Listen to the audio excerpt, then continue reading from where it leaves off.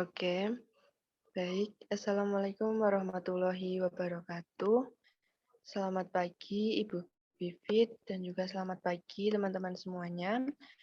Kami dari kelompok 6 izin mempresentasikan hasil kerja dari kelompok kami yang beranggotakan saya Febriana Rahayuni Pangastuti, kemudian rekan saya Michael Gary Krisnawijaya, kemudian ada Rima Wijianti. Nah, di pertemuan kali ini kita akan membahas terkait teori belajar kognitif, development dari Piaget. Oke, next. Nah, di dalam teorinya, Piaget memandang bahwa proses berpikir sebagai aktivitas gradual dari fungsi intelektual dari konkret menuju abstrak. Selanjutnya, nah, Piaget adalah seorang psikolog development karena penelitiannya mengenai tahap-tahap perkembangan pribadi serta perubahan umur yang mempengaruhi kemampuan belajar setiap individu. Dia adalah seorang psikolog suatu teori komprehensif tentang perkembangan inteligensi ataupun proses berpikir. Menurut Piaget, pertumbuhan kapasitas mental memberikan kemampuan-kemampuan mental baru yang sebelumnya belum ada. Kemudian, pertumbuhan intelektual adalah tidak kuantitatif melainkan kualitatif. Nah, Piaget ini menyelidiki masalah yang sama dari segi penyesuaian ataupun adaptasi manusia serta meneliti perkembangan intelektual terbentuk di dalam individu akibat interaksinya dengan lingkungan. Kemudian, Piaget memakai istilah skema interchangeability. Piaget memakai istilah skema secara interchangeability dengan istilah struktur. Nah, skema ini adalah pola tingkah laku yang dapat skema berhubungan dengan yang pertama ada refleks. Nah, refleks ini adalah pembawaan misalnya seperti bernafas, makan, dan juga minum. Kemudian ada skema mental. Misalnya ini ada scheme of classification ataupun kemudian ada scheme of operation ataupun pola tingkah laku yang masih sukar diamati seperti sikap. Kemudian ada pola tingkah laku yang dapat diamati. Selanjutnya,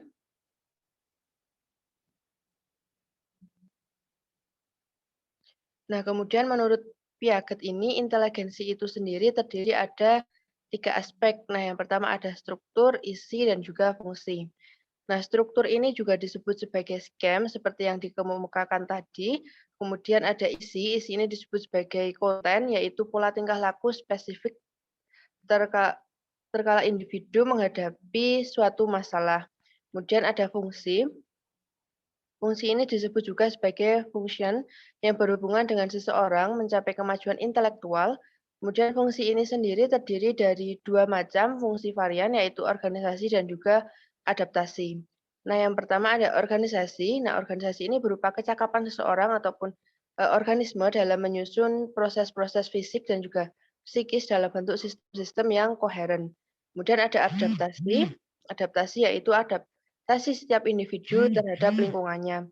Adaptasi ini juga dibagi menjadi 2, yaitu ada asimilasi dan juga akomodasi. Asimilasi ini proses penggunaan struktur ataupun kemampuan individu untuk menghadapi suatu masalah dalam lingkungannya. Kemudian ada akomodasi. Nah, akomodasi ini merupakan proses perubahan respon individu terhadap stimulasi lingkungan. Kemudian, nah dengan penjelasan seperti ini dapatlah kita ketahui bahwa bagaimana terjadinya pertumbuhan dan juga perkembangan intelektual. Selanjutnya,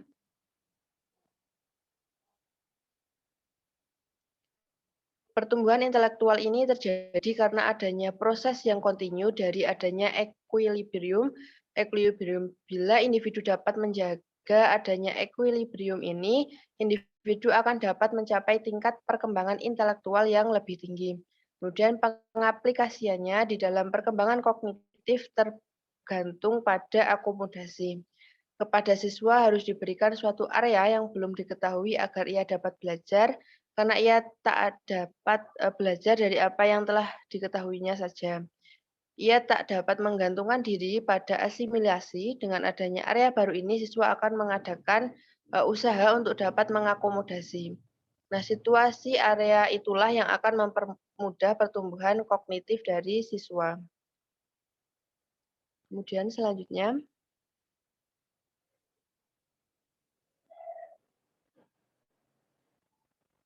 nah baik, untuk materi selanjutnya yaitu aspek pertumbuhan intelektual anak akan disampaikan oleh rekan saya yaitu Michael Gary. Silakan kepada Michael Gary. Baik, izin masuk. Saya akan melanjutkan presentasi. Selanjutnya, aspek pertumbuhan intelektual pada anak. Dapat disimpulkan bahwa aspek pertumbuhan intelektual anak dibedakan menjadi 3 bagian, yaitu struktur, konten, dan function. Nah, yang pertama yaitu struktur. Struktur mengalami perubahan dan perkembangan. Nah, sudah disebutkan tadi oleh rekan saya yaitu Febriana, struktur dalam memahami sebuah struktur perlu adanya pemahaman mengenai pengertian operasi terlebih dahulu. Piaget berpendapat bahwa terdapat hubungan fungsional antara tindakan fisik dan tindakan mental dan perkembangan berpikir logis anak-anak, tindakan atau action menuju pada perkembangan operasi dan operasi selanjutnya menuju pada perkembangan struktur. Operasi ini memiliki 4 ciri-ciri, yaitu operasi. Yang pertama, operasi adalah tindakan yang terinternalisasi. Hal ini berarti antara tindakan-tindakan itu, baik tindakan mental maupun tindakan fisik, dengan tidak terdapat pemisah-pemisah. Contohnya, terdapat anak yang sedang mengumpulkan semua kelereng kuning dan merah. Tindakan yang dilakukan merupakan tindakan mental maupun tindakan fisik. Secara fisik, anak tersebut memindahkan kelereng. Kelereng itu akan tetapi tindakannya dibimbing oleh hubungan sama dan berbeda yang menciptakan pikiran di dalamnya atau sama atau beda di sini berarti warna pada kelereng. Yang kedua, operasi itu reversibel. Contohnya adalah menambah dan mengurangi adalah operasi yang sama yang dilakukan dengan arah yang berlawanan. Yang ketiga, tidak terdapat operasi yang berdiri sendiri. Suatu operasi berhubungan dengan adanya struktur atau sekumpulan dari operasi. Misalnya, operasi penambahan-penambahan berhubungan dengan operasi klasifikasi, pengurutan, dan konservasi bilangan. Operasi itu asli saling membutuhkan. Jadi, operasi itu adalah tindakan-tindakan mental yang terinternalisasi, reversibel, tetap, dan terintegrasi dengan struktur-struktur dan operasi-operasi lainnya. Selanjutnya, yang terakhir, struktur itu disebut skemata, merupakan organisasi tinggi dan satu tingkat lebih tinggi dari individu waktu ia berinteraksi dengan lingkungannya. Struktur yang terbentuk lebih memudahkan individu untuk menghadapi tuntutan-tuntutan yang makin meningkat dari lingkungannya. Diperolehnya suatu struktur atau skemata berarti telah terjadi suatu perubahan dalam perkembangan intelektual anak. Yang kedua yaitu konten. Konten pada intelektual anak mengalami perubahan dan perkembangan. Nah, konten di sini yaitu bisa disebut sebagai isi. Hal yang dimaksud dengan isi ialah pola perilaku anak yang khas tercermin pada respon yang diberikannya terhadap berbagai masalah atau situasi yang dihadapinya. Antara tahun 1920 dan 1930, perhatian Piaget dalam penelitiannya tertuju pada isi pikiran anak. Misalnya, perubahan dalam kemampuan penalaran semenjak kecil sekali hingga agak besar. Konsepsi anak tentang alam sekitarnya, yaitu pohon-pohon, matahari, bulan, dan konsepsi tentang beberapa peristiwa alam. Yang ketiga yaitu function. Fungsi dan adaptasi akan tersusun sehingga dapat melahirkan rangkaian perkembangan dan struktur psikologis khusus pada setiap kecakapan anak. Fungsi ialah cara yang digunakan organisme untuk membuat kemajuan-kemajuan intelektual. Menurut Piaget sendiri, perkembangan intelektual didasarkan pada 2 fungsi, yaitu fungsi organisme dan adaptasi. Fungsi organisme untuk mensistematikan proses fisik atau psikologi menjadi sistem yang teratur dan berhubungan atau berstruktur seperti halnya seseorang bayi mempunyai struktur-struktur perilaku untuk memfokuskan visual dan memegang benda secara terpisah. Pada suatu saat dalam perkembangannya, bayi itu dapat mengorganisasi kedua struktur perilaku ini menjadi struktur tingkat tinggi dengan memegang suatu benda saat sambil mengambil benda itu dengan organisasi, struktur fisik, dan psikologi diintegrasi menjadi struktur tingkat tinggi. Piaget melihat perkembangan intelektual sebagai proses membangun model realitas dalam diri dalam rangka memperoleh informasi mengenai cara-cara membangun gambaran batin tentang dunia luar. Sebagian besar masa kecil kita dihabiskan untuk aktif mempelajari diri kita sendiri dan dunia luar. Mungkin Anda pernah memperhatikan anak-anak yang masih sangat belia, pun sudah punya rasa ingin tahu yang besar tentang kemampuan diri dan lingkungan sekitarnya. Fungsi yang kedua yang melandasi perkembangan intelektual ialah adaptasi. Sebagai proses penyesuaian skema dalam merespon lingkungan melalui proses yang tidak dipisahkan yaitu asimilasi ialah percantuan atau pengintegrasi informasi, persepsi, konsep, dan pengalaman baru ke dalam yang sudah ada dalam benak seseorang. Dalam proses asimilasi, seseorang menggunakan struktur atau kemampuan yang sudah ada untuk menghadapi masalah yang dihadapinya dalam lingkungannya. Kemudian akomodasi, ialah individu mengubah dirinya agar bersesuaian dengan apa yang diterima dari lingkungannya. Next.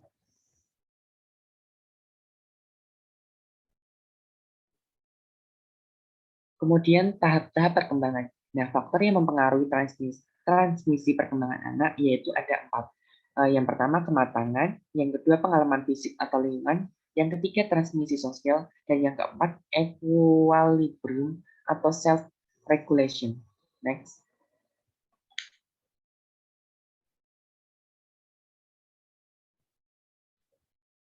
Nah, tingkat perkembangan menurut Piaget dapat dibagi menjadi 4. Yang pertama yaitu tingkat sensori motoris. Nah, itu berawal dari umur 0 sampai 2 tahun. Kemudian yang kedua tingkat preoperasional yaitu berawal dari umur 2 tahun sampai 7 tahun. Yang ketiga, tingkat operasi konkret yaitu berawal dari 7 sampai 11 tahun dan yang terakhir tingkat operasi formal yaitu 11 sampai usia ke atas. Nah, pada tahap perkembangan ini, perkembangan setiap anak itu berbeda-beda. Perkembangan kognitif merupakan pertumbuhan berpikir logis dari masa bayi hingga dewasa. Nah, menurut Piaget, perkembangan tersebut dibagi menjadi 4 yang tadi. Next. Piaget percaya bahwa kita semua melalui keempat tahap tersebut meskipun mungkin setiap tahap dilalui dalam usia berbeda. Setiap tahap dimasuki ketika otak kita sudah cukup matang untuk memungkinkan logika jenis baru atau operasi. Semua manusia melalui setiap tingkat tetapi dengan kecepatan yang berbeda. Jadi mungkin saja seorang anak yang berumur 6 tahun berada pada operasional konkret sedangkan ada anak yang berumur 8 tahun masih pada tingkat pra-operasional dalam cara berpikir. Namun urutan perkembangan intelektual sama untuk semua anak, struktur untuk tingkat sebelumnya terintegrasi dan termasuk sebagai bagian dari tingkat-tingkat berikutnya. Nah, yang pertama yaitu tahap perkembangan intelektual pada anak tingkat sensoris motoris. Nah, bayi lahir dengan refleks bawaan, skema atau ala lahir dimodifikasi dan digabungkan untuk membentuk tingkah laku yang lebih kompleks dan pada masa kanak-kanak ini anak belum mempunyai konsepsi tentang objek yang tetap. Ia hanya dapat mengetahui hal-hal yang ditangkap dengan inderanya. Sepanjang tahap ini dari lahir hingga berusia 2 tahun bayi belajar tentang diri sendiri, mereka sendiri, dan dunia mereka melalui indera mereka yang sudah berkembang dan melalui aktivitas motor. Aktivitas kognitif terpusat pada aspek alat indera atau sensori dan gerak atau motorik.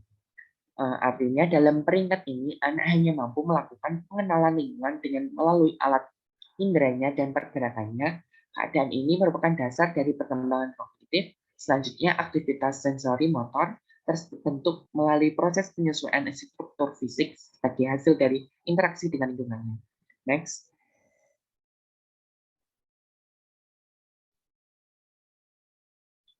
Selanjutnya yang kedua yaitu tahap preoperasional. Anak mulai timbul pertumbuhan kognitifnya. tetapi masih terbatas pada hal-hal yang dapat dijumpai atau dilihat di dalam lingkungannya saja. Baru pada menjelang akhir tahun kedua, anak telah mulai mengenal simbol atau nama. Phillips pada tahun 1978 membagi hubungan ini menjadi 5 bagian. Yang pertama yaitu concretance, yang kedua irreversible, yang ketiga yaitu centering, dapat diketahui dengan adanya ekosentrisme, yang keempat yaitu steps versus transformation, yang kelima yaitu transductive rationing. Nah, pada tingkat ini, anak telah menunjukkan aktivitas kognitif dalam menghadapi berbagai hal di luar dirinya. Aktivitas berpikir belum mempunyai sistem yang terorganisasi. Anak sudah dapat memahami realitas dan lingkungan dengan menggunakan tanda-tanda dan simbol. Cara berpikir anak pada tingkat ini bersifat tidak sistematis, tidak konsisten, dan tidak logis.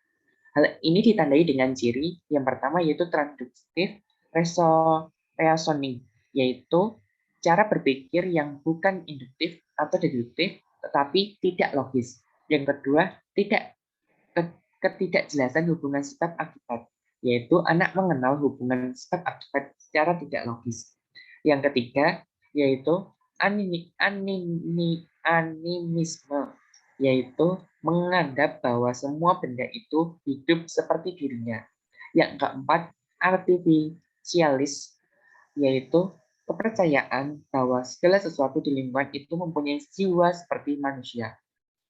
Yang kelima, perceptually bound, yaitu anak menilai sesuatu berdasarkan apa yang dilihat atau didengar. Yang keenam, mental eksperimen, yaitu anak mencoba melakukan sesuatu untuk menemukan jawaban dari persoalan yang dihadapinya.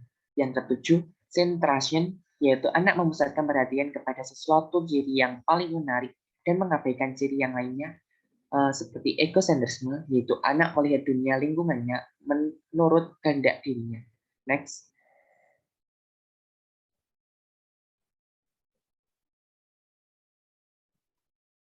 Yang ketiga yaitu tahap operasi konkret. Nah, anak-anak telah melalui simbol-simbol matematis tetapi belum dapat menghadapi hal-hal yang abstrak. Kecakapan kognitif anak meliputi combinativity, classification, yang kedua reversibility, yang ketiga associativity, yang keempat identity, yang kelima serializing. Anak-anak mulai kurang egosentrismenya dan lebih sosientris, atau anak mulai membentuk peer group. Nah, pada tahap ini, anak sudah cukup matang untuk menggunakan pemikiran logika dan operasi, tetapi hanya untuk objek fisik yang ada saat ini. Pada tahap ini, anak telah hilang kecenderungan terhadap animisme dan artikalisme. Egosentrisnya berkurang dan kemampuannya dalam tugas-tugas konservasi menjadi lebih baik. Namun, tanpa objek fisik di hadapan mereka, anak-anak pada tahap operasional konkret masih mengalami kesulitan besar dalam menyelesaikan tugas-tugas logika. Sebagai contoh, anak-anak yang diberi 3 boneka dengan warna rambut yang berlainan,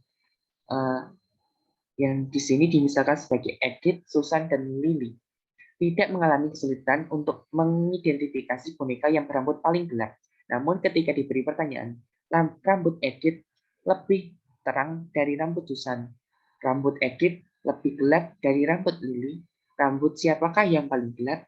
Anak-anak pada tahap operasional konkret mengalami kesulitan karena mereka belum mampu berpikir hanya dengan menggunakan lambang-lambang. Next.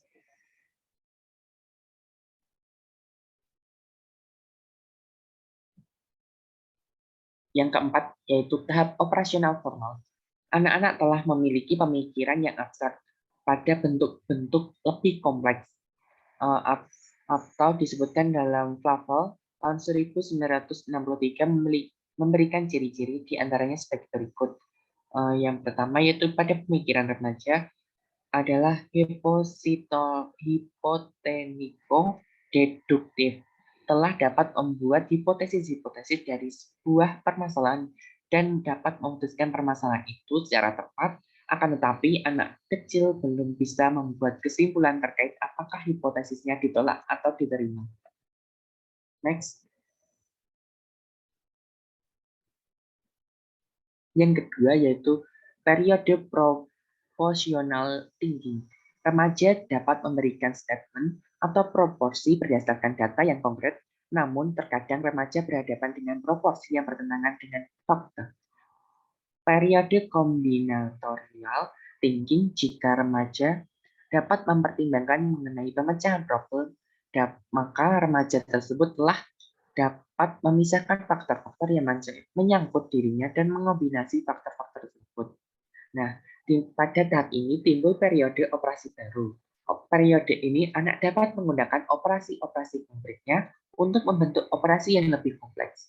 Kemajuan pada anak selama periode ini ialah ia tidak perlu berpikir dengan pertolongan benda atau peristiwa konkret. Ia mempunyai kemampuan untuk berpikir abstrak. Anak-anak sudah mampu memahami bentuk argumen dan tidak dibingungkan oleh sisi argumen, dan karena itu disebut operasional formal. Yang selanjutnya akan dilanjutkan oleh rekan saya yaitu Rima Wijianti.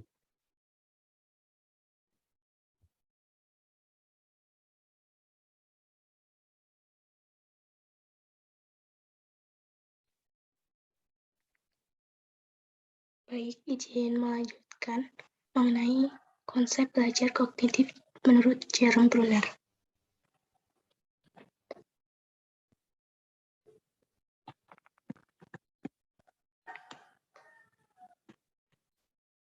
Berdasarkan pendapat Piaget yang menyatakan bahwa anak harus berperan secara aktif di dalam belajar di kelas, maka Bruner memiliki sebuah ide dengan discovery learning.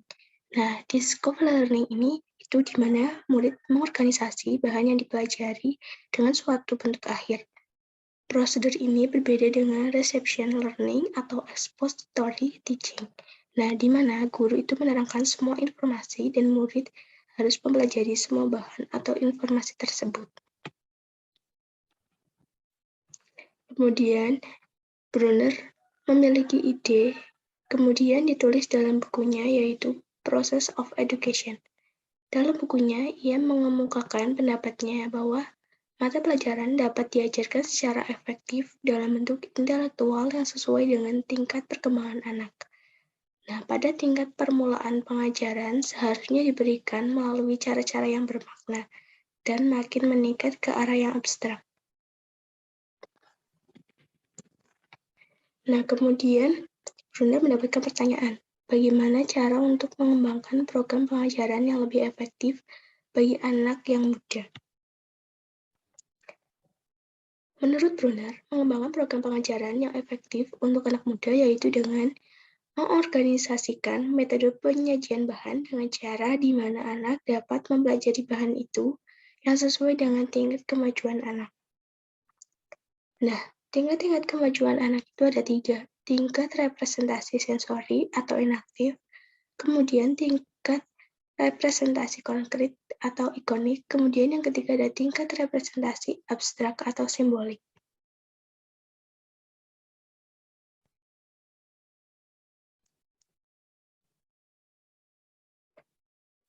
Tahap inaktif yaitu tahap di mana seorang melakukan observasi dengan cara mengalami secara langsung atau realitas. Nah, pada tahap ini anak belajar sesuatu pengetahuan di mana pengetahuan itu dipelajari secara aktif dengan menggunakan benda-benda konkret atau menggunakan situasi yang nyata. Pada penyajian ini, anak tanpa menggunakan imajinasinya atau kata-kata. Ia akan memahami sesuatu dari berbuat atau melakukan sesuatu. Nah, tahap inaktif Bruner ini memiliki tujuan agar peserta didik dapat memahami suatu materi yang berdasarkan dari pengalaman yang ia dapatkan. Nah, melalui suatu aktivitas atau pengalaman yang telah ia dapatkan dari kegiatan membaca dan melakukan kegiatan secara langsung, pada tahap ini peserta didik mampu menyelesaikan tagihan yang diberikan dan menjawab dengan tepat. Kemudian, tingkat representasi konkret atau ikonik. Nah, pada tahap ini, tahap di mana peserta didik melakukan suatu observasi terhadap suatu realitas, tetapi tidak dengan secara langsung mengalaminya. Nah, ia itu cukup melakukannya melalui sumber-sumber sekunder seperti tulisan atau gambar-gambar, atau Tahap ikonik dapat diartikan sebagai tahap pembelajaran suatu pengetahuan di mana pengetahuan itu direpresentasikan atau diwujudkan dalam bentuk bayangan visual atau visual imaginary, gambar atau diagram yang menggambarkan kegiatan konkret atau situasi konkret yang terdapat pada tahap enaktif tersebut di atas. Atau tahap pertama yang tadi, yaitu enaktif. Nah, tahap ikonik pada teori belajar Brunner ini memiliki tujuan agar peserta didik mampu memahami objek-objek atau materi melalui gambar-gambar dan visualisasi verbal. Pada tahap ini, peserta didik mampu menjawab semua tagihan yang menggambarkan tahap ikonik. Nah, kemudian yang ketiga yaitu tahap simbolik. Nah, tahap simbolik itu tahap di mana peserta didik membuat abstraksi berupa teori-teori, penafsiran, analisis, dan sebagainya terhadap realitas yang telah diamati dan dialami.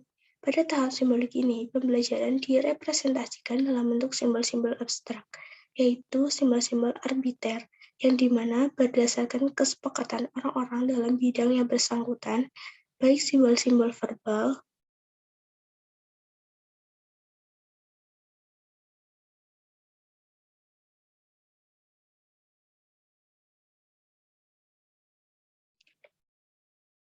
misalnya huruf-huruf, kata-kata, kalimat-kalimat, lambang-lambang matematika, maupun lambang-lambang abstrak yang lain.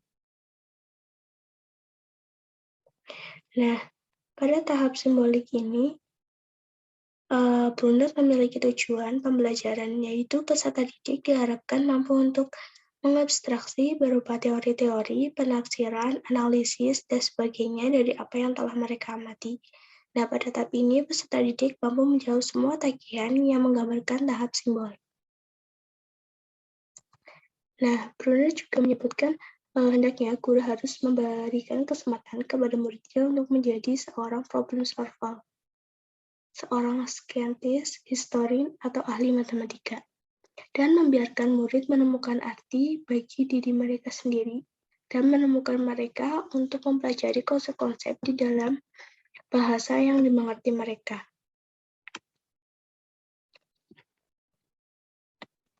Kemudian, the act of discovery dari Brunner yang pertama yaitu adanya suatu kenaikan di dalam potensi intelektual. Yang kedua, ganjaran intrinsik lebih ditekankan daripada ekstrinsik. Kemudian yang ketiga, murid yang mempelajari bagaimana menemukan berarti murid itu menguasai metode discovery learning. Kemudian yang keempat ada murid lebih senang mengingat-ingat informasi. Nah, kemudian ada proses kognitif yang terjadi dalam belajar. Yang pertama ada tahap informasi, kemudian tahap transformasi, dan yang ketiga adalah tahap evaluasi. Nah, tahap informasi yaitu tahap awal untuk memperoleh pengetahuan atau pengalaman baru. Sedangkan tahap informasi yaitu tahap untuk memahami, mencerna, dan menganalisis pengetahuan baru serta ditransformasikan dalam bentuk baru yang mungkin bermanfaat untuk hal-hal yang lain. Kemudian yang ketiga yaitu ada tahap evaluasi. Tahap evaluasi yaitu tahap untuk mengetahui apakah hasil transformasi pada tahap kedua tadi benar atau tidak. Nah, kemudian Brunner itu menandai perkembangan kognitif manusia. Itu yang pertama, perkembangan intelektual ditandai dengan adanya kemajuan dalam menanggapi suatu rangsangan. Kemudian yang kedua, peningkatan pengetahuan tergantung pada perkembangan sistem penyimpanan informasi secara realis. Kemudian yang ketiga, perkembangan intelektual meliputi perkembangan kemampuan berbicara pada diri sendiri atau pada orang lain melalui kata-kata atau lambang tentang apa yang telah dilakukan dan apa yang dikerjakan. Kemudian yang keempat, interaksi secara sistematis antara pembimbing, guru, atau orang tua dengan anak diperlukan bagi perkembangan kognitifnya. Kemudian yang kelima yaitu bahasa adalah kunci perkembangan kognitif, karena bahasa merupakan alat komunikasi antar manusia. Untuk memahami konsep-konsep yang ada, diperlukan bahasa syarat, diperlukan untuk mengkomunikasikan suatu konsep. Kemudian yang terakhir yaitu perkembangan kognitif ditandai dengan kecakapan untuk mengemukakan beberapa alternatif secara simultan, memilih tindakan yang tepat, dapat memberikan prioritas yang berurutan dalam berbagai situasi. Nah, penerapan discovery learning dalam lingkungan pendidikan, yaitu ada 3. Yang pertama adalah pembelajaran berbasis lingkungan. Yang kedua, pembelajaran dengan percobaan. Yang ketiga, yaitu pembelajaran dengan pemecahan masalah. Nah, yang pertama ini adalah pembelajaran berbasis lingkungan. Nah, pastinya pembelajaran ini tuh sangat berkaitan dengan pendidikan berwawasan lingkungan. Tentunya yang bertujuan anak harus diajarkan perilakunya untuk selalu menghargai lingkungannya. Nah, berawal dari anak yang dikenalkan tentang lingkungan dari sejak dini, di lingkungannya, anak akan lebih bebas dalam bersosialisasi dengan teman sebayanya atau orang yang lebih dewasa dari dirinya dengan hewan dan juga tumbuh-tumbuhan. Karena mereka memiliki rasa ingin tahu. Anak akan dapat memegang, melempar benda-benda dan juga minat yang kuat dalam mengamati lingkungannya. Kemudian yang kedua yaitu pembelajaran dengan percobaan. Dalam pembelajaran ini, guru dapat memberi sebuah benda ataupun itu yang dapat dicoba juga oleh peserta didiknya. Dapat dicontohkan dengan berlatih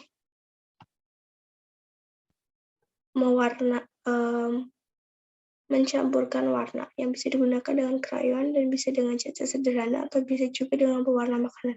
Contoh lain juga bisa membuat bola dari kertas majalah atau koran, yang dimana anak untuk mencoba meremas kertas menjadi bola kecil dan jika digabungkan dengan bola teman-temannya menjadi bola yang besar. Kemudian yang ketiga yaitu pembelajaran dengan pemecahan masalah. Pembelajaran ini dapat dilakukan dengan pemberian masalah yang sederhana kepada anak seperti guru yang menyediakan permainan balok dalam berbagai bentuk ruang, ada segitiga, persegi, dan juga lingkaran. Nah, setelah itu anak diberi rangsangan untuk mencocokkan balok mana yang sesuai dengan bentuk ruangnya. Bisa juga anak disediakan permainan puzzle yang dimana anak memecahkan masalahnya dengan mencocokkan yang sesuai dengan tempat. Sekian presentasi dari kelompok kami, kurang lebihnya mohon maaf. Assalamualaikum warahmatullahi wabarakatuh.